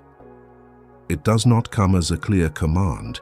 It comes as a quiet urging, a restlessness that does not dissolve, a feeling that if we keep going on exactly as before, we will slowly disappear inside our own life. What is subtle is that this deeper layer does not always speak in the language of reason. It does not argue, does not present itself as a thesis, does not hand us a finished action plan. It speaks through what lasts longer than immediate logic, an image that keeps returning, a dream that stays long after waking, an inexplicable pull toward a certain path, or a vague sadness that appears precisely when everything outwardly is still fine. Jung saw this clearly. The deepest part of the soul is not only where darkness is stored, it is also where light, direction, and unrealized potential may be held. A beautiful example of this can be suggested through the journey of Audra McDonald, a major figure in American theater. Britannica recognizes her as the first Broadway performer to win 6 Tony Awards for acting, and in conversation with PBS American Masters, she spoke of the road to New York and Juilliard as a direction that had lived inside her very early on. What moves us here is not only the success of a stage artist. What moves us is a quiet fidelity to something heard within, even when that inner call cannot always be fully explained by the most practical standards. Some paths begin not because we have calculated every possibility, but because somewhere very deep, we know we must move in that direction if we do not want to betray what is most alive in us. Jung wrote, "The unconscious is not just evil by nature, it is also the source of the highest good, not only dark, but also light. Behind that sentence lies a radically different way of seeing the inner life. The deeper layers of consciousness are not only a place to be repaired or guarded against. They are also a place that can guide us, not through ready-made answers, but through a kind of knowing deeper than the ego. For that reason, listening to the inner call is not the same as chasing every vague feeling. It is learning to respect the capacity for direction that comes from a part wider than everyday reason, a part that sees what the busy eye has not yet had time to see. When Jung says the unconscious is also a source of the highest good, he is reminding us that the deepest part of us does not carry only chaos. It also carries the seed of meaning. Perhaps that is why many people only truly begin to hear this call when the surface of life is functioning very well. No great catastrophe, no obvious collapse, only a gradual drying out from within. A feeling that one is still able to do everything, yet no longer truly present in what one is doing. A job that is not exactly wrong, yet makes the soul quieter and quieter. A relationship that is not exactly broken, yet causes the deepest part of us to contract little by little. At such times, the ego usually wants to repair things quickly with a new goal, a new achievement, a new rhythm of living. The deeper layers of consciousness often do the opposite. They do not let us remain fully at peace with the old way of life. If you need an image to understand this, think of the inner call as the sound of a violin coming from a room at the end of a hallway. At the near end of the hallway, the sound is very faint. Outside, there is also conversation, doors opening and closing, footsteps, traffic, and the noise of everything happening on the surface. One could easily say there is nothing noteworthy there at all. But if you stand still a little longer, you begin to realize that a melody is moving through all that noise. It is not louder than the world, but it is more enduring. And the closer you move toward it, the more you realize that perhaps what you need is not more sound, but less distraction, so you can hear more clearly. The deeper layers of consciousness are like that. They rarely shout.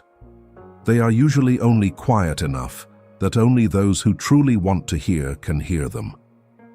The hardest thing here is that the soul's true call rarely arrives in the form of a completed decision. It comes first as a vibration, an image, a feeling that you no longer belong where you are standing, a very slight coming alive when you touch something you have not yet dared to believe is important. That is why many people miss it, not because they lack depth, but because they are too used to trusting only what can be explained immediately. But there are things in life that, if we wait until reason can present all the evidence before we begin listening, the most living part of us will have been left in silence too long. Jung does not advise us to kneel before every impulse. He only reminds us not to treat the inner depths as though they are wholly untrustworthy. In daily life, this listening can begin very small, by noticing what keeps returning in you in the form of a question. Which image stays with you for a very long time? What makes your heart flare to life? Then is immediately silenced by reason with the word impractical. Is there any place you keep entering where something inside you goes dry, even though nobody else sees anything wrong? Is there something you still have not done, not because you do not want it, but because doing it would force you to admit a deeper truth about yourself? Listening to the deeper layers of consciousness does not mean abandoning everything to chase a moment of impulse. It means stopping the betrayal of something you have known very deeply yet have not been quiet enough to face. And perhaps that is the beautiful still point of this stage. People are not always lost because they lack answers. Many times, they are lost because for too long, they have no longer been able to hear their own voice in its deepest register. But once they begin to hear it again, even very faintly, another order begins to form. Not loudly, not mystically in any shallow sense. Only this: we no longer walk entirely by the inertia of what the surface demands. We begin to walk with something deeper, truer, and more enduring than the noise outside. If you think this video may speak to someone quietly moving through deep inner shifts, share it with them. Sometimes, something sent at the right moment can become a very gentle way for someone to begin listening to themselves. Number 12. Individuation is the way back to yourself. If listening to the call from the deeper layers of consciousness is the moment a person begins to hear themselves more clearly, then individuation is the moment they become courageous enough not to turn away from that call any longer. We often imagine that returning to ourselves is a journey of recovering an essence that has existed somewhere in the past. But for Jung, it is not that simple a return. It is a process of becoming. Not becoming a new version of ourselves for others to admire, but gradually living closer to what has quietly been present within us for a very long time. There are stages in life when we still do everything well, are still seen as fine, still walk the path once called right, yet inwardly feel more and more that we are living through an overly familiar shape rather than through our real being. And that slight misalignment is often where individuation begins. Not loudly, not through great declarations. Only at some point we no longer have the strength to keep betraying what we know is true. I remember one afternoon having coffee and unexpectedly running into an old colleague named Jack. We had not seen each other for quite a long time. In that short conversation, he told me he had just left the job he had been attached to for almost 10 years. There had been no great crisis, no obvious breakdown, nor was it because he had suddenly wanted to live differently on impulse. It was simply that, at some point, he realized he had become very good at building a life that looked perfectly right, while no longer knowing where the real person inside him was actually living. He said that very quietly, almost without drama. But I still remember the feeling of hearing it.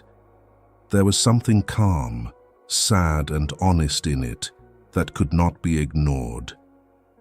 Jack said that for many years he had lived exactly according to what had once seemed reasonable: a stable job, steady progress, a trustworthy image, a path that made anyone looking in feel reassured.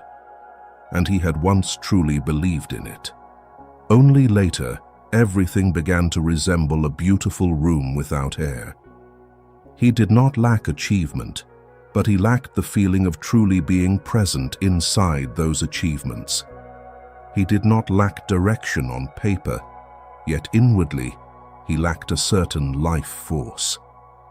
What made him decide to stop was not hatred of the old work, but an increasingly clear sense that if he kept going like that, he would slowly become someone very successful at living misaligned with himself. This is where Jung touches human life very deeply. He writes, "Individuation means becoming an individual, and insofar as individuality embraces our innermost, last, and incomparable uniqueness, it also implies becoming one's own self." For Jung, individuation is not about emphasizing the ego in the sense of becoming more outstanding, more unusual, or endlessly self-assertive.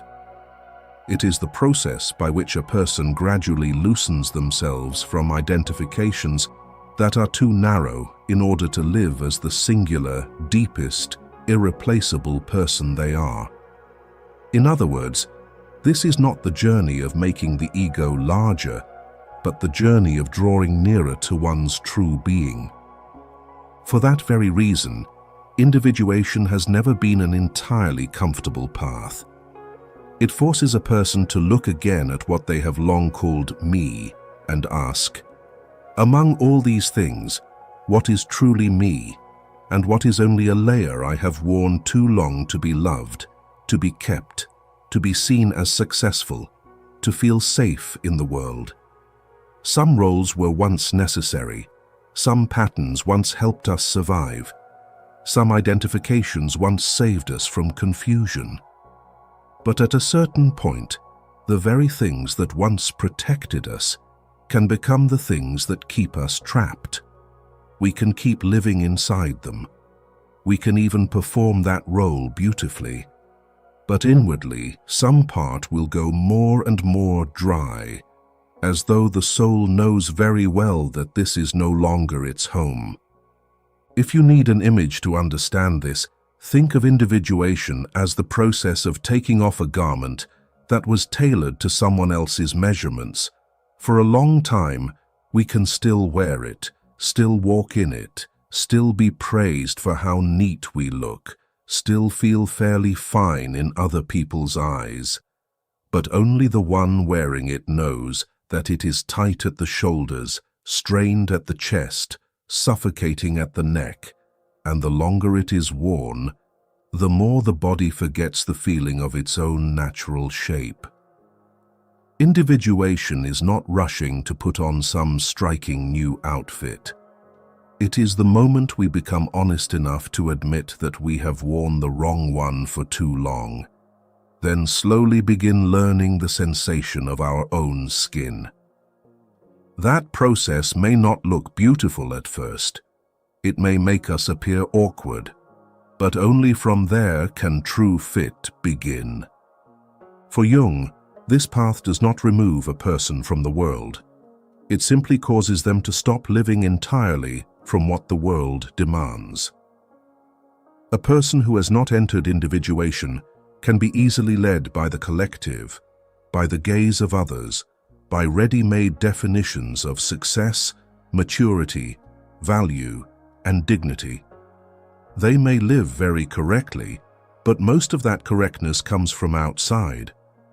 But when someone begins to walk this path, they do not necessarily have to destroy everything. They only begin to need a truth deeper than mere fit. They no longer ask only, what will make me accepted? They begin to ask, what keeps me alive? What, if I keep ignoring it, will take me farther and farther away from myself? That is also why individuation often comes with a very particular kind of loneliness. Not loneliness because no one loves us or no one is there, but because there are stretches of road that no one can walk for us. Others may advise us, care for us, worry about us, even understand us in part. But no one can live in our place, the truthfulness of our inner life. No one can decide for us what within us has come to the point of needing to live differently. And so there are moments on this journey that look very quiet. No fireworks, no declarations. Only one person sitting before their own life and slowly accepting that perhaps it is time to leave what is too familiar in order to step into what is more true. In daily life, this path can begin with very small things. Not everyone needs a dramatic decision to enter individuation. Sometimes it begins simply by noticing what in our life is still being held on to, only because it is familiar, because we are afraid, because we need recognition, rather than because it still has real sap and life in it.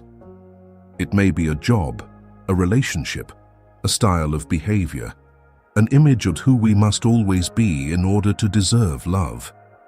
And then, from those recognitions, we begin to try living differently in very small ways. A sentence that is more honest. A choice that fits less well but feels more like us. One moment of not going back to the familiar form simply because it makes others feel reassured. Perhaps this path does not lead us to a more perfect version of ourselves, but to a more truthful life. We do not necessarily become easier for others to understand, not necessarily more certain, not necessarily smoother, but we become less divided from ourselves, less dependent on borrowed things, less forced to strain in order to fit molds that have grown too old. And sometimes, it is from that simple truth that a person truly begins to inhabit their own life as if living it, rather than merely completing it. Number 13. When the inner world has order, life changes direction.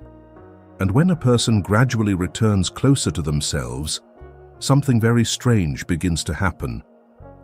Outer life does not necessarily change at once, yet the way it appears before our eyes already has. There are times when we think we only need to change circumstances and life will become lighter. But eventually, a person realizes that what changes first is not necessarily the world, but the order within.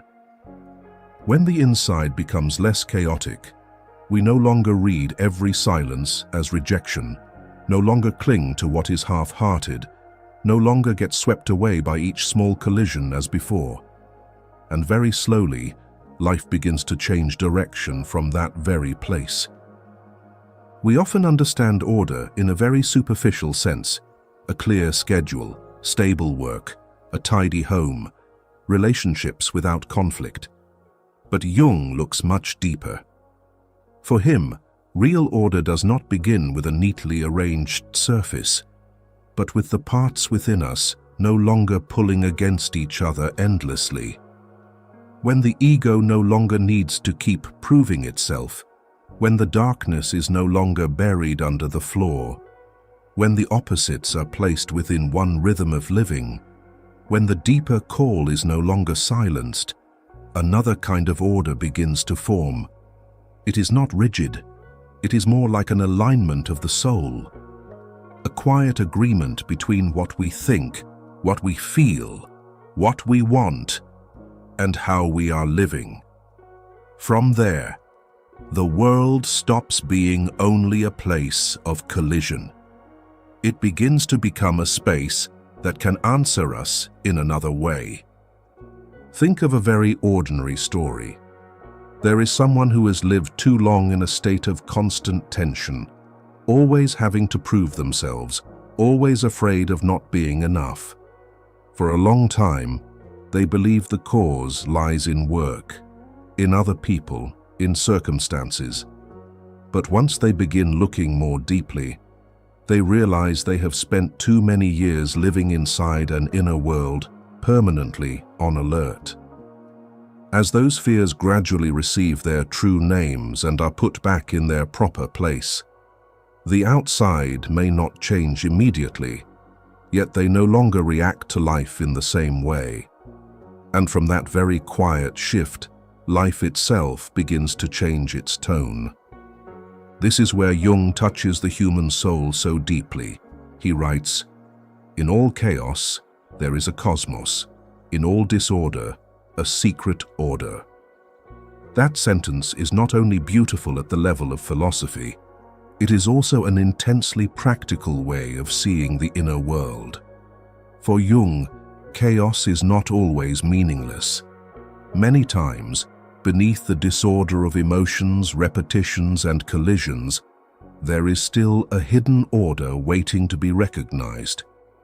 And when a person becomes patient enough to perceive that hidden order, they are no longer dragged through life in the old way.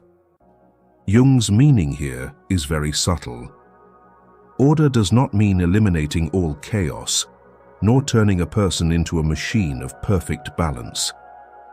Real order is when we know what in us is operating, what is speaking, what is afraid, what is needing something, and what no longer needs to drive our life.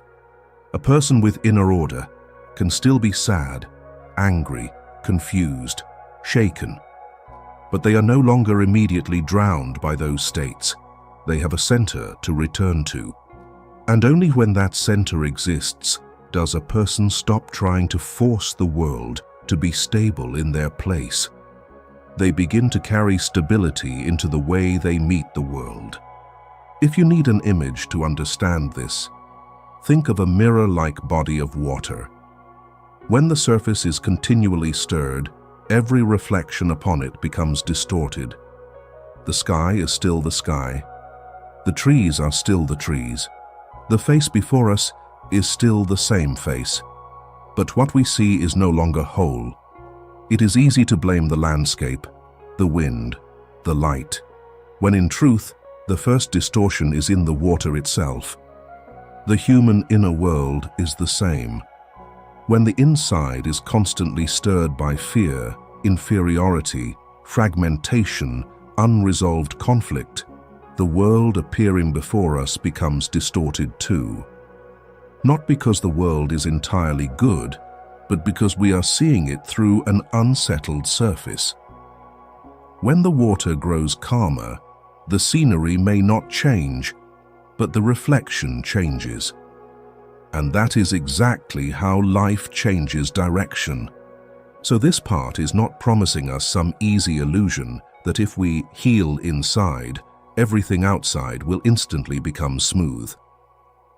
Jung never simplifies life in that way. What he suggests is something deeper. When the inner world has order, a person begins to stop contributing to the very chaos that keeps causing pain.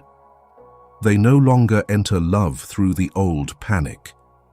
No longer do they need to prove their worth to enter work. No longer enter conflict through a nervous system already poised for battle. They stop repeating the same unconscious script and calling it fate. And from there, another rhythm of life begins to form. Less dramatic, less extreme, but truer, steadier, and deeper. Perhaps that is why many people, after a period of real maturation, often say that the world has changed. Many times the world has not changed as quickly as they imagine. What changes first is their position within it. When the inside is less deprived, they no longer see everything as a threat or theft. When the inside is less divided, they no longer live like someone forever pulling themselves back from the edge. When the inside has a deeper order, they are no longer stripped of all their energy by each small disturbance. And it is precisely that quiet inward shift that gradually gives outer life another shape. Not because circumstances are always more favorable, but because they no longer meet circumstances through the same old fracture. This touches the spirit of the whole journey very closely. The world does not bend for a person simply because that person wants to be stronger or more controlling. It begins to answer differently when that person is no longer torn into pieces within. When emotion, thought, value, instinct, darkness, and the deeper call of the soul are no longer standing on opposite sides pulling against each other, another force appears. It is not the force of coercion. It is the force of inner unity. And sometimes it is precisely that unity that causes life around us to begin shifting direction. To apply this in your own life, you do not need to rearrange everything overnight. You begin by looking at where within you chaos still runs deepest. What keeps making you overreact? What always drains your energy? What repeats in the ways you love, work, defend yourself, and withdraw? Then, instead of asking, how do I make the outside stop being this way? Try asking, what in me has still not been put back in its proper place? That question alone already begins to invite a new kind of order. As the inner world gradually acquires order, the most precious thing is not that we gain more control over everything. The most precious thing is that we begin to live as someone capable of passing through life without constantly losing ourselves in each of its upheavals. We no longer need the world to be comfortable at all times in order to feel whole. And from there, very slowly, very quietly, life also begins to change direction. Number 14. When the world begins to answer you. It is precisely here, after the inner world has gradually found order, that a person begins to experience a very strange experience. The outer world is no longer only a place of collision, but at times becomes a place of response. We tend to think of life out there as a hard, cold, indifferent mass, waiting for us to become strong enough to overcome it. But there are seasons when, after the inside has become less divided, less chaotic, less driven by fear and old reflexes, a person begins to notice something else. Meetings happen at more fitting moments. Opportunities no longer pass by like doors forever beyond reach. Choices that once seemed impossibly hard begin to open a path with less strain. Not because the universe has suddenly become partial to someone, but because when the inside no longer resists itself, we begin to enter life in a different rhythm, and the world, in a very quiet way, stops resisting us in the old way too. Jung saw this phenomenon through a very particular word, synchronicity. He wrote, "Synchronicity is the coming together of inner and outer events in a way that cannot be explained by cause and effect, and that is meaningful to the observer."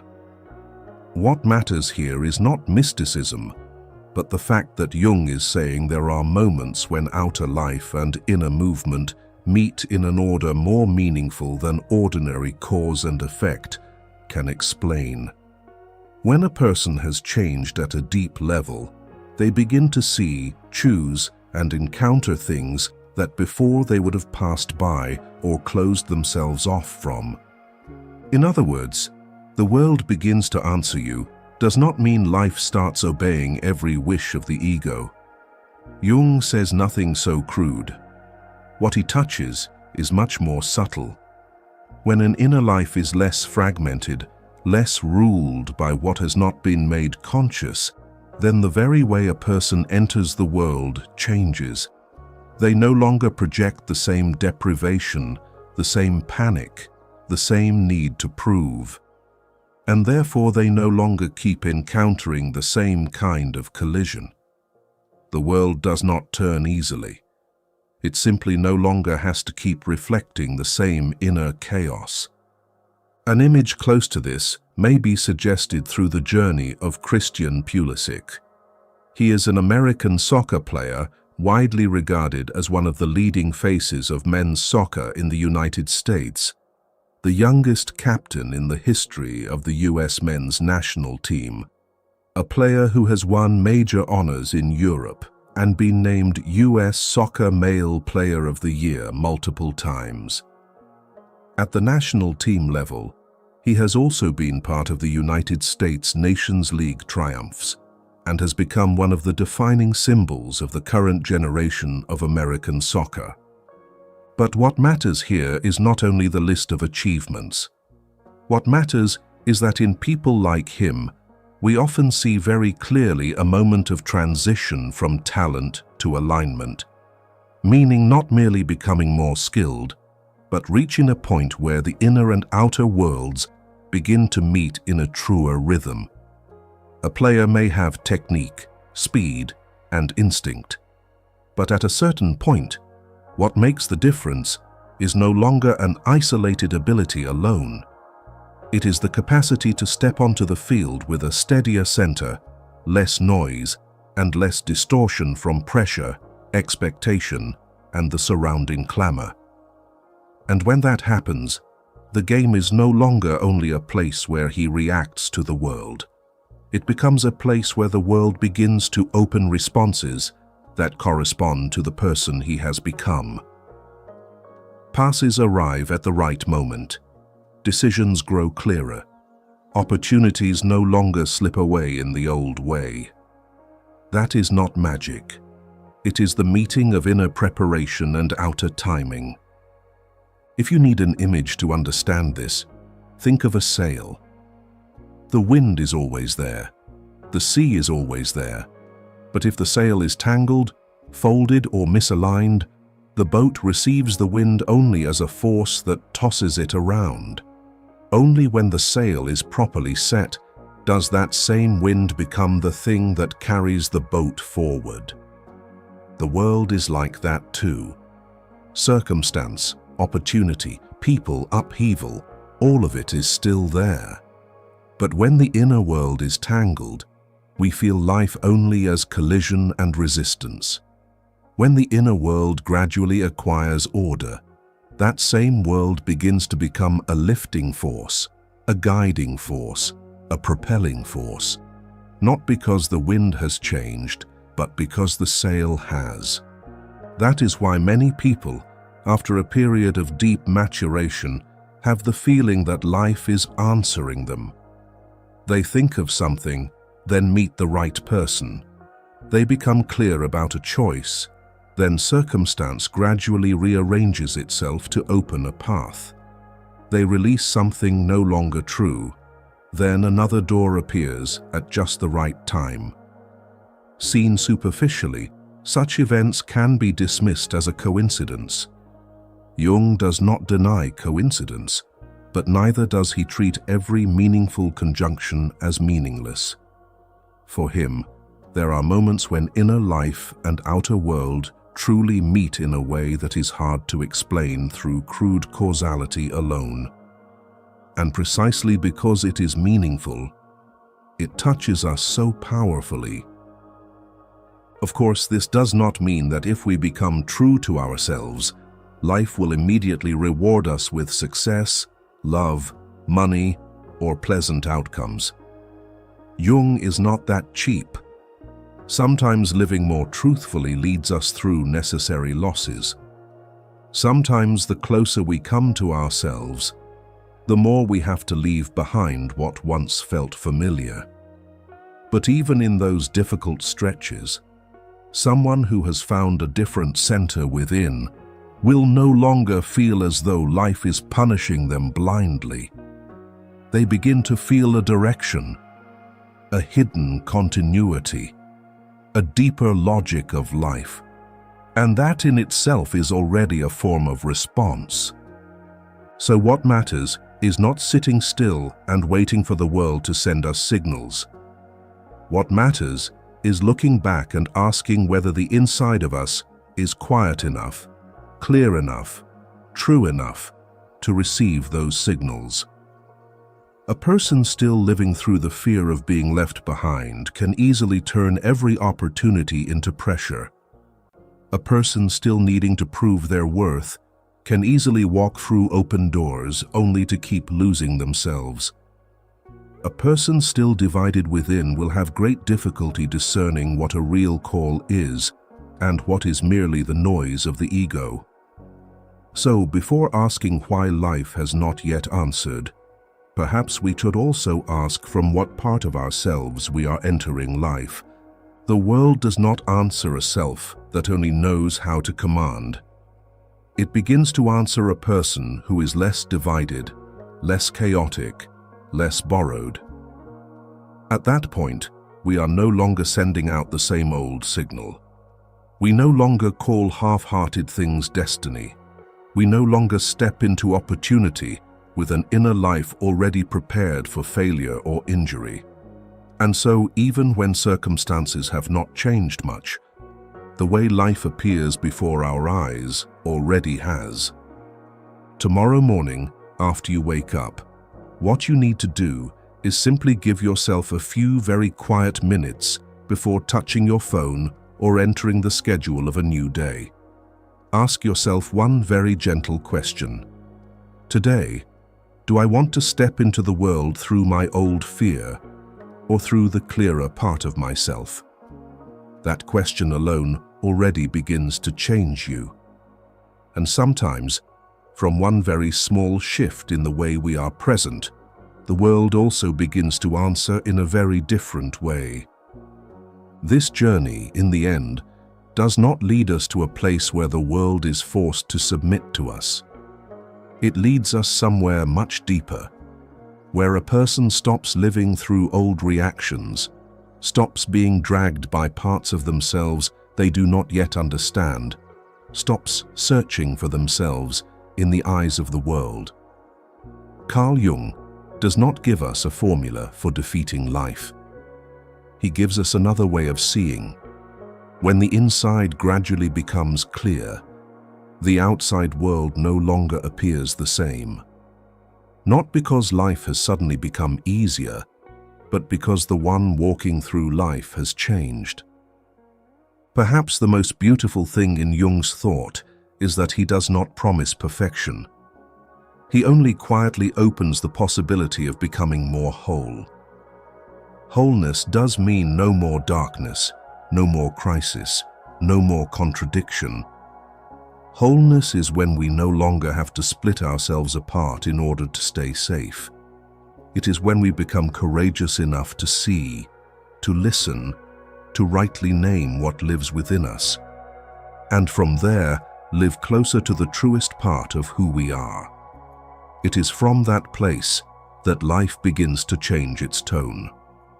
What once was repetition can become understanding. What once was a collision can become a reminder. And what once caused us to lose our way may, at times, become the very road that leads us back. Perhaps after this video, what remains in you will not be a complete answer, but only a very slight feeling that it is time to live more truthfully with yourself. That alone is enough.